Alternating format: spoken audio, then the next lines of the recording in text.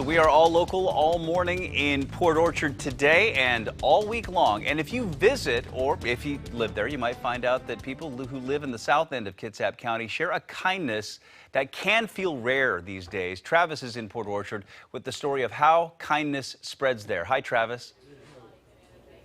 Hi, good morning. So we're at a coffee shop, Oasis Coffee, Coffee Oasis, excuse me, in downtown Port Orchard, and the kindness here is just amazing. People coming up, sharing stories, giving hugs, friends and neighbors, and that's just an example of how kind this community is. But I want to tell you a story about a teacher who teaches at Olalla Elementary School and how she's taking the simple act of kindness and taking it a step further. She's empowering other people to spread kindness, teaching them, giving them the tools, and that is something that is remarkable happening in this community right now. Dogs, kids, caregivers, and teachers share this space today. This is Triangle Park. This is one of my big projects. 3 years ago, this spot was a mess, overgrown and underused. Now, thanks to Lisa Wicken's, it's a beautiful park. I've just always felt it's really important for people to treat each other kindly, but also to have the chance and the opportunity to do kind things for others. Lisa teaches across the street over there at Olalla Elementary, where she's always done community service projects in her classroom. And then I expanded it into the families of my students and then the whole school. Eventually, she founded a nonprofit, Positive Olalla Projects, or POP. Just from what people had said, I just wish I knew how to make a difference. I wish I knew how to help. The park restoration followed. So did a community garden and more. We have a community kids closet for kids in need.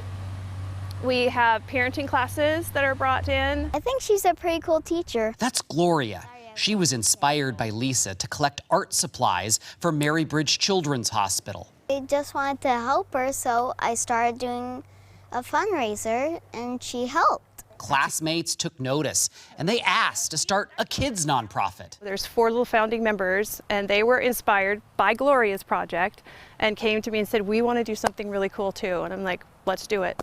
And it's not just kids. It's pretty inspiring, really, yeah. That's Lisa's boss, Olalla principal, Ted Maycomber. What I try to do is do one random act of kindness for a stranger every day. He now writes them all down. And then what I found is when you start doing those little small acts, it becomes your character and who you become as a person. That is absolutely the most exciting part for me. Because it's not just kindness, it's creating a promise of more kindness to come. So here's my quote. One day it will be famous, I'm sure.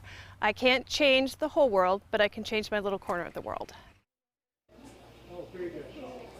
And she is changing her corner of the world. So here are some examples. Last year, she did a service project with her nonprofit that helped out military folks and veterans, and over a third of the Olalla Elementary community was involved. Also, that nonprofit that she started with 45 people, and today, close to 500 people are now involved. And if you thought that that principal looked a little familiar to you in that story, his name is Ted Maycomber, and his mom is world-famous author Debbie Maycomber. She lives here in Port Orchard, and coming up in the next hour, we'll have an exclusive interview with her. We're going to tell you her Port Orchard story. It's worth sticking around for. In the meantime, if you're in Port Orchard, we're at Oasis, Coffee Oasis on Bay Street. Come down, say hi. We're here till 11. I would love to meet you. Back to you guys. All right, Travis.